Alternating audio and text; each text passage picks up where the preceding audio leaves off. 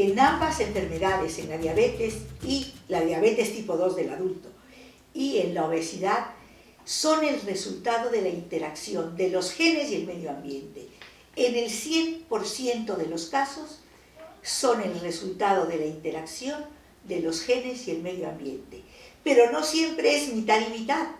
Hay casos en los que los genes o la carga genética, por así llamarla, es muy alta y los factores ambientales poco importantes, o viceversa, en casos en los cuales el factor ambiental es muy grande y la carga genética pequeña.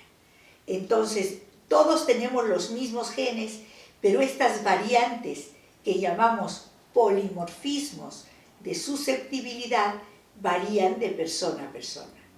Aquellos que tienen más susceptibilidad necesitan menos alteración de la dieta, en este caso, o de la actividad física, para desarrollar la enfermedad. Tener mayor número de genes, genes que favorecen el acúmulo de grasa, que favorecen la ingesta, que disminuyen la pérdida de energía en calor, etcétera, que llamamos genes ahorradores en el caso de la obesidad, y genes que favorecen la resistencia a la insulina. Hay genes de inflamación, genes que actúan a través de diversos mecanismos. Con esto quiero concluir que la obesidad no es siempre el resultado de que como más o camino menos.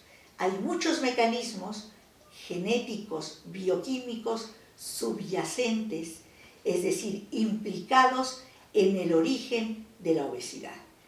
Entonces, dependiendo los genes que tengamos, es que vamos a desarrollar uno u otro o varios de los mecanismos que darán lugar a esta enfermedad. El conocer los genes que están involucrados nos permite conocer el mecanismo por el cual cada persona llega a la enfermedad y nos permitirá un tratamiento y una dieta personalizada.